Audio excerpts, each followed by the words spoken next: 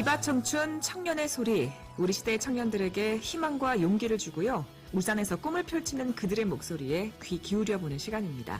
오늘은 울산 청년 정책 포럼 김우성 상임대표와 함께합니다. 안녕하세요. 네, 안녕하세요. 김우성입니다. 네, 대표님 반갑습니다. 자, 오늘은 어떤 주제로 이야기를 나눠볼까요? 네, 지난달 발생한 이태원 참사에서 주로 청년층에서 희생자가 나왔습니다. 참담하고 무거운 주제지만 청년층 희생자가 많은 만큼 오늘은 이태원 참사에 대해서 말씀을 좀 드리려 합니다. 네, 우리나라에서 또 한 번 큰 충격과 슬픔을 안긴 참사죠. 또 특히나 헬로윈 축제를 즐기려던 그 어린 20, 30대 청년들 가운데 희생자가 굉장히 많이 나왔습니다. 실제로 희생자 통계를 살펴보면 젊은 층이 대부분이었다고요. 네, 7일 기준으로 사망자 가운데 10대가 12명이고 20대가 104명, 30대가 31명, 40대가 8명, 50대가 1명으로 20대가 가장 많았습니다. 네. 그리고 대부분 청년이라 말씀드릴 수도 있고요. 그래서 더 안타깝다는 말씀을 하고 싶습니다. 네, 그래서인지 청년들 사이에서도 정말 참담하다는 반응이 많이 나오고 있죠. 네, 당연히 본인들도 이런 참사를 피할 수 있겠냐는 반응이고요.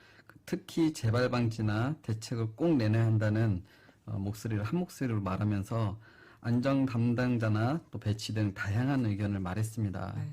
그리고 이번 참사는 아무도 책임지는 모습이 안 보인다는 반응이 상당히 많았고요. 또 2014년 세월호 참사 이후 2022년 이태원에서도 또다시 156명의 꽃다운 청춘을 잃었고 안전불감증으로 고질병 때문에 이 청년들의 비극이 수렁에서 헤어나오지 못하고 있는 현실입니다. 네. 또 주변 청년들은 이번 일로 남의 일이 아니고 언제든 본인에게 찾아올 수 있다는 점에서 대한민국의 안전 시스템이 근본적으로 바뀌지 않으면 또 이와 같은 참사가 반복될 것 같다고 말합니다. 맞습니다. 또 사과도 조금 늦었다는 생각이 들기도 하는데요. 자, 이번 이태원 참사 희생자들은 누군가에겐 친구이고 또 가족이고 동료였을 겁니다. 또 사고가 일어난 것도 그 누구도 위험하다고 생각하지 않았던 번화가 한복판이죠. 네. 저도 여기 자주 다녀서 굉장히 충격이 컸었는데요. 네. 다시 말한다면 이런 일이 꼭 뭐 저나 대표님에게 일어나지 말라는 법이 아니라는 거잖아요. 네, 그렇죠. 그리고 또 우리 희생자에 우리 울산 시민이 포함되어 있다는 점도 지역사회의 슬픔을 더하고 있는데요.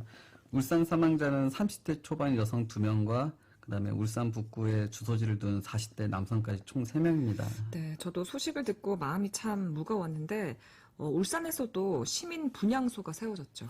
네, 제가 이번에 시민 분향소의 자원봉사자로 3시간 정도 봉사하고 왔는데요. 네.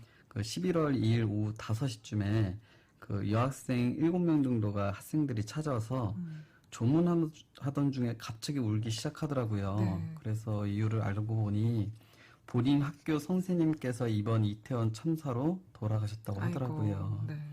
너무나 슬프고 마음이 아프다고 말했습니다. 이런 모습을 보니까 이건 단순히 서울에서만 일어난 참사가 아니구나라는 생각이 더욱더 들었습니다. 네, 그렇습니다. 아니, 그런가 하면 또 이번 참사 원인을 두고 오히려 2030 세대가 자초한 일이라는 일부 반응도 있었는데요. 아직 지금 사회적인 슬픔이 가시지 않은 분위기 속에서 이런 2차 피해까지 있는 상황이 굉장히 속상하더라고요.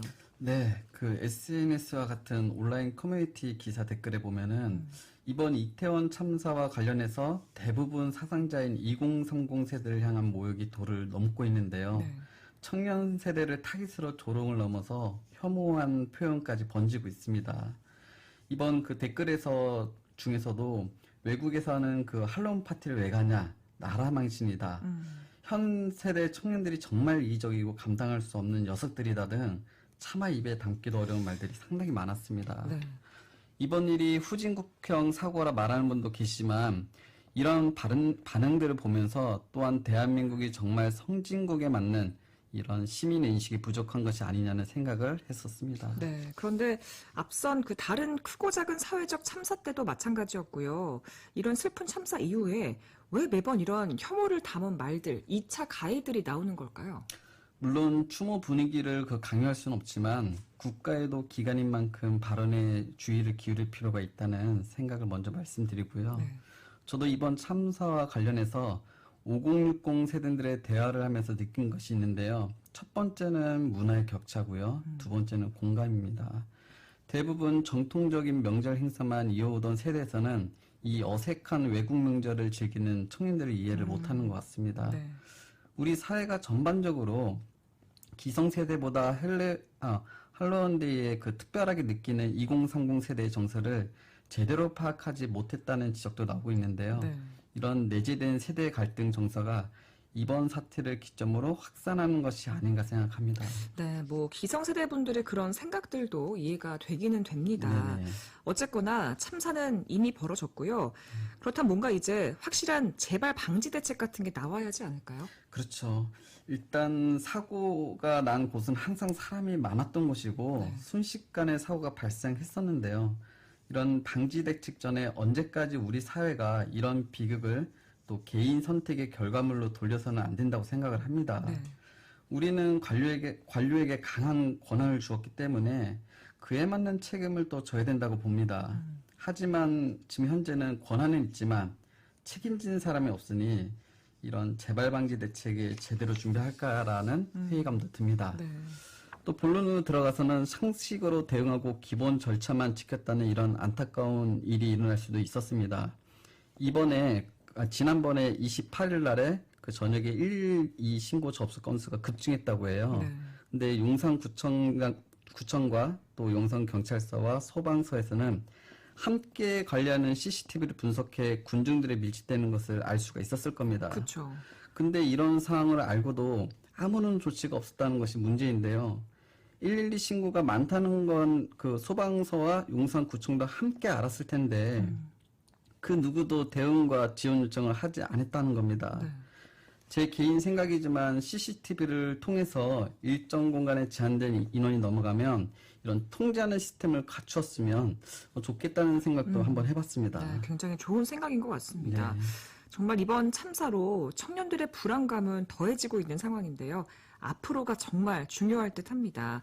또 참사 직후에 이렇게 자신의 몸을 스스로 지키는 방법 같은 것도 큰 관심을 불러일으켰잖아요. 네, 이제는 앞으로 청년들에게 이런 일은 일어나지 않으려면은 안전교육 우선적으로 해야 되지 않을까 생각합니다. 맞습니다. 네, 학교 안전교육에 군중 밀집 안전에 관한 교육이 있지만 기존 교육을 좀 내실할 구체적인 방법을 제시해야 하는데요. 또 참사 원인에 대한 근본적인 교육도 필요합니다. 뿐만 아니라 그 체험형 학습형 학교 안전교육을 강화하고 또 메타버스 같은 신기술을 활용한 이런 안전교육 콘텐츠를 개발하고 또 학교뿐만 아니라 이번 사태에 책임 있는 기관의 모든 사람들에게 필수적으로 안전교육을 좀 받게 해야 된다는 생각을 또 해봅니다. 맞습니다. 저도 이 심폐소생술을 제대로 좀 배워봐야겠다는 생각을 그런 다짐을 하게 됐습니다. 네. 자, 어느덧 마무리해야 할 시간이 다 됐는데요. 자, 비바청춘 청년의 소리 출연자분의 신청곡 들으면서 마무리하고 있습니다. 자, 대표님 오늘 어떤 노래 신청하시겠어요? 네, 오늘 많은 분들께서 함께 슬퍼하고 또 그동안 위로하셨는데요. 오늘은 아이유의 나의 옛날 이야기 부탁드리겠습니다. 네, 비바청춘 청년의 소리 아이유의 나의 옛날 이야기 들으면서 마무리하도록 하겠습니다. 지금까지 울산 청년 정책 포럼 김우성 대표와 함께했습니다. 좋은 말씀 고맙습니다. 네, 감사합니다.